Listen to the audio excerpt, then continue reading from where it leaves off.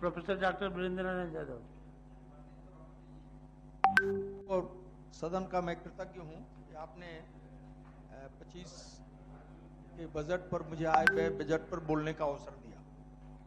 मैं विशेष रूप से शिक्षा पर अपने को केंद्रित रखूंगा। माननीय सभापति जी, 23 दिसंबर 1951 को अखिल भारतीय शिक्षा सम्मेलन हुआ था। आचार्य नरेंद्र देव, जिनकी शिक्षा संबंधी विचारों को नेहरू और डॉक्टर राम मनोहर लोहिया दोनों स्वीकार करते थे।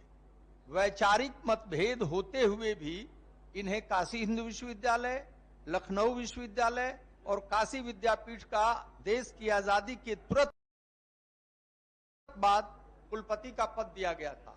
उन्होंने सपना देखा था उस सम्मेलन में कि केंद्र सरकार के का जो बजट होगा उसका आधा प्रतिशत खर्च किया जा रहा है।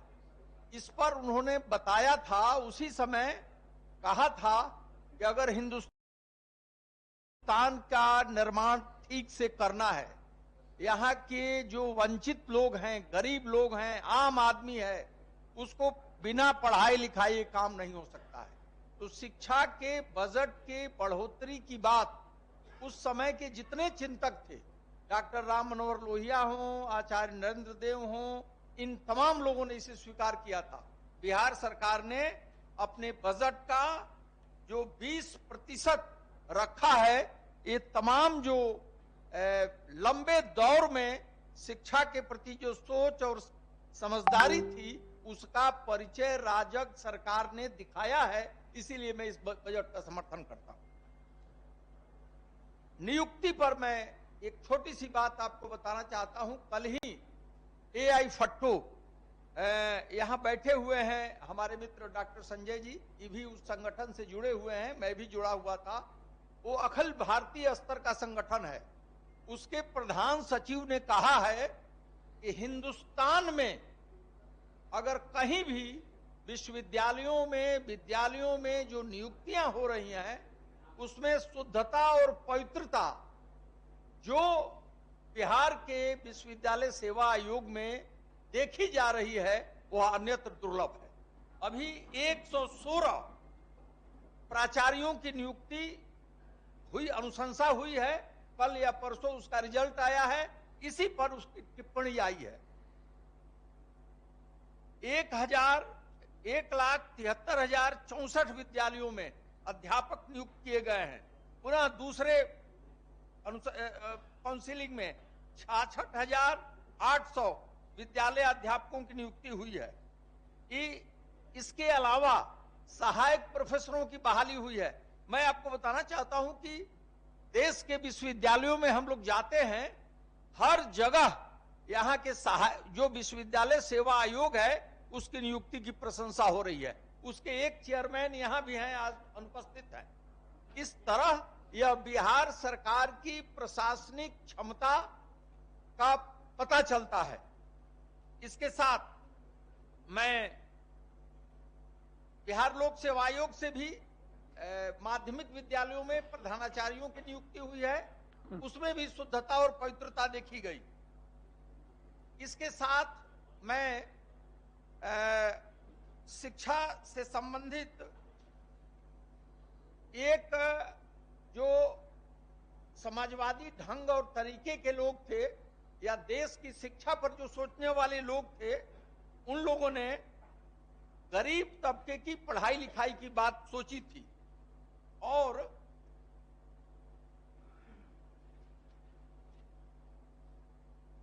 उनकी मंशा थी कि छात्र केवल विद्यालय में नहीं जाए। यह पुरानी पद्धति है। नई पद्धति के अंतर्गत विद्यालय को और शिक्षक को छात्रों के पास जाना चाहिए। यह समाज का बिल्कुल जो वंचित तबका था, उसको शिक्षित करने का तरीका था। इसी तरीके को एक रूसी शिक्षा शास्त्री अनातोली लुनाचारस्की ने इसका उल्लेख किया है। माननीय नीतीश जी के नेतृत्व में उनकी जो प्रतिभा है और राजग सरकार की जो प्रतिबद्धता है, राजग सरकार की जो प्रतिबद्धता है, उसमें जो शिक्षा सेवक और तालमी मरकज की जो कल्पना है, वह बिल्कुल समाज का जो कमजोर वर्ग है उसको पढ़ाने लिखाने का काम किया जा रहा है।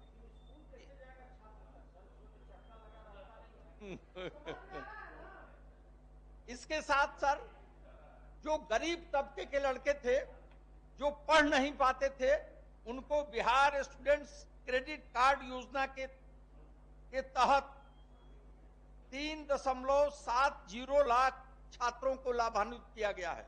ये एक बड़ी समस्या थी। जो पैसे वाले लोग हैं वे इस बात को नहीं समझ पाते हैं, परंतु जब पिता का पुत्र पैसे के अभाव में पढ़ नहीं पाता था, इस दर्द और पीड़ा को राजग गवर्नमेंट ही समझ सकती थी और माननीय नीतीश जी जैसा मुख्यमंत्री ही समझ सकता था।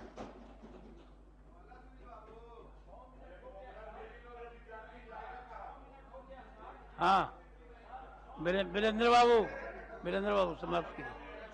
ठीक है। इसके साथ साथ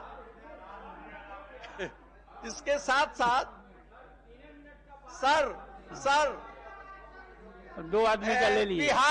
बिहार के सारे लड़के, माननीय सभापति जी, हाँ, बिहार के सारे लड़के दक्षिण में जाकर नहीं। इंजीनियरिंग करते थे और मेडिकल की पढ़ाई करते थे। आज बिहार के प्रत्येक जिले में medical college, engineering college, polytechnic, ITI खुल गया है। ठीक, बुनियादी ढांचा तैयार हो गया है।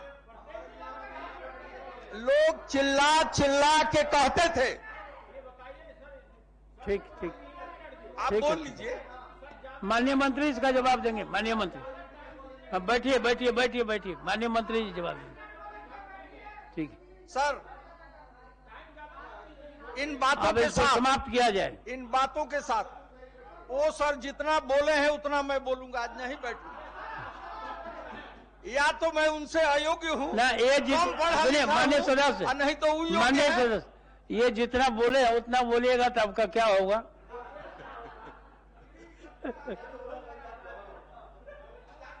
ठीक सर, इसके साथ कुछ सुझाव है।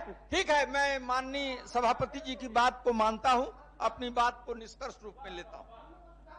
ठीक सर, वित्तरहित शिक्षा के लिए बजटरी प्रावधान होना चाहिए। पेंशन और वेतन माननीय शिक्षा मंत्री बैठे हुए हैं, समय पर मिलना चाहिए।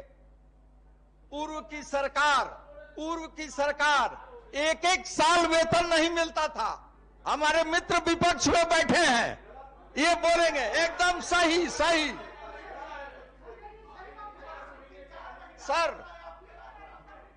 जितने आपस में नहीं।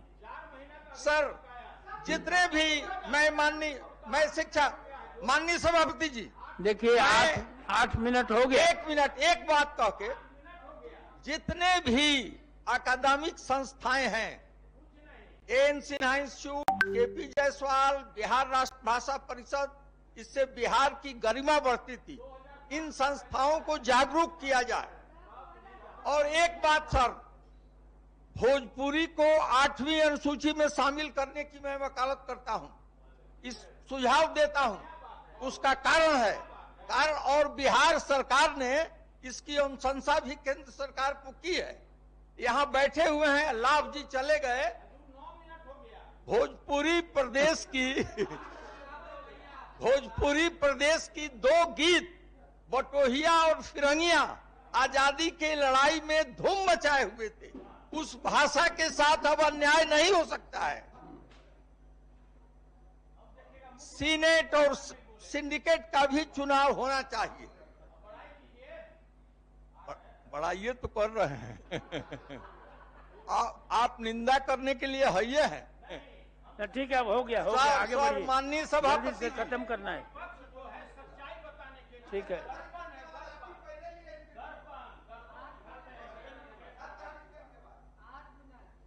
अंतिम बात, दर्पण अगर है सर, तो पहले अपना चेहरा देखिए। सर, अंतिम बात माननीय सभापति, ठीक, महापंडित राहुल सांकृत्यायन दुनिया के बड़े विद्वान थे। 21 खच्चरों पर उन्होंने तिब्बत से सारा साहित्य लाया था। आज उस संग्रहालय में पड़ा हुआ है, उसको तिब्बतियन इंस्टीट्यूट से समझौता करके उसका अनुवाद कराया जाए।